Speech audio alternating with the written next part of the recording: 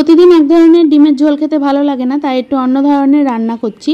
আজকে একদম ডিম মশলা রান্না করব। তার জন্য পরিমাণ অনুযায়ী সাদা তেল গরম করে অল্প লবণ দিয়ে দিলাম তেলের মধ্যে। এবার ডিমগুলো চিড়ে রেখেছি, ডিমগুলো বেশ লাল করে ভেজে নিচ্ছি। আর একটা ডিমের পোচও ভেজে নেব, আমার মেয়ে খেতে খুব ভালোবাসে। আর ডিমেরটাও একটু লাল করেই ভেজে নিলাম। এবার দিয়ে দিচ্ছি ডিমের একটা পোচ।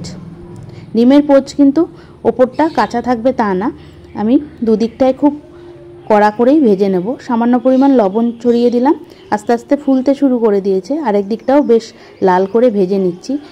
বেশ লাল করে ভাজা হয়ে গেছে, এবার ফুলে উঠেছে, তেল থেকে তুলে নিচ্ছি। ওই তেলের মধ্যেই দিয়ে দেব কেটে রাখা আলুগুলো দিয়ে লাল করে ভেজে নিচ্ছি।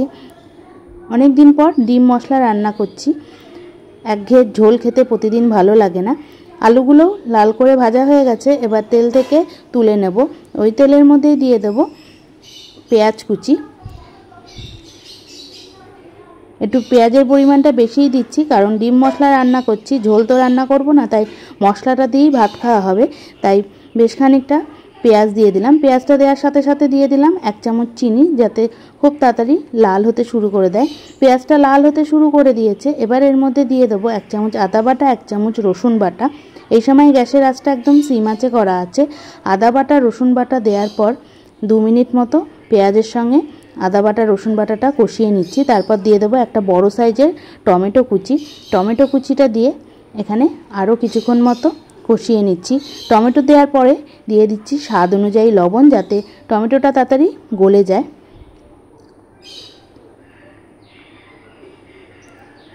আস্তে আস্তে টমেটোটা গলতে শুরু করে দিয়েছে। এর মধ্যে দিয়ে দেবো 1 চামচ হলুদ গুঁড়ো, তারপর দিয়ে দিচ্ছি 1 চামচ ধনে গুঁড়ো। জিরে গুঁড়ো দেবো না, 1 চামচ ধনে গুঁড়ো দিলাম। ধনে গুঁড়ো দেওয়ার পর দিয়ে দিচ্ছি স্বাদ অনুযায়ী লঙ্কার গুঁড়ো, আর দিয়ে দেবো 1 চামচ কাশ্মীরি লঙ্কার গুঁড়ো। দিয়ে মশলা বেশ খানিকক্ষণ মতো গ্যাস সিম করে কষিয়ে নিচ্ছি। আস্তে আস্তে মশলা থেকে তেল বার হতে শুরু করে দিয়েছে। এবার এর মধ্যে দিয়ে দেবো ভেজে রাখা আলুগুলো যেহেতু সিদ্ধ হয়নি, তাই মশলার সঙ্গে আরও কিছুক্ষণ মতো কষিয়ে নেব। মশলার সঙ্গে খুব ভালো করে কষিয়ে নিচ্ছি।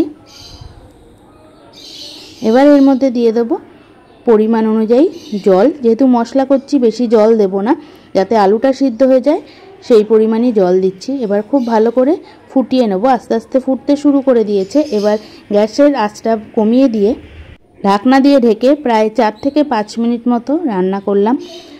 আলু সিদ্ধ হয়ে গেছে। ঠান্ডা হয়ে যাওয়ার পরে কিন্তু এতটা ঝোল থাকবে না, ঝোল অনেকটাই টেনে নেবে। প্রথমে দিয়ে দিলাম পোস্তা, তারপরে দিয়ে দিচ্ছি ডিমগুলো দিয়ে মশলার সঙ্গে 2 মিনিট মতো রান্না করব। যেহেতু ডিম চেরা আছে, ভেতরে মশলাটা খুব ভালো করেই ঢুকে যাবে। নামানোর আগে দিয়ে দেব বেশ খানিকটা গরম মশলার গুঁড়ো, আর দিয়ে দেবো কাসুরি মেথি গুঁড়ো করে রেখেছি, সেই গুঁড়োটা। এই মেথি পাতাটা দিলে আলাদা একটা স্বাদও হয় আর গন্ধও হয়। ওপর থেকে ছড়িয়ে দিলাম। গরম মশলার গুঁড়ো আর কাসুরি মেথিটা দিয়ে কিন্তু বেশিক্ষণ রান্না করব না, তাহলে যে গন্ধ সেটা চলে যাবে। খুব ভালো করে মিশিয়ে আমি গ্যাস বন্ধ করে দিচ্ছি।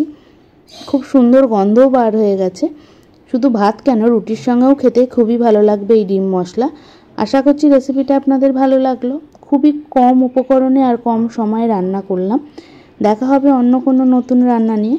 ততক্ষণ ভালো থাকুন, সুস্থ থাকুন, দেখতে থাকুন আরও নতুন নতুন অনেক রান্না। আর রান্নাটা যদি ভালো লাগে অবশ্যই আমাকে কমেন্ট করে জানাবেন।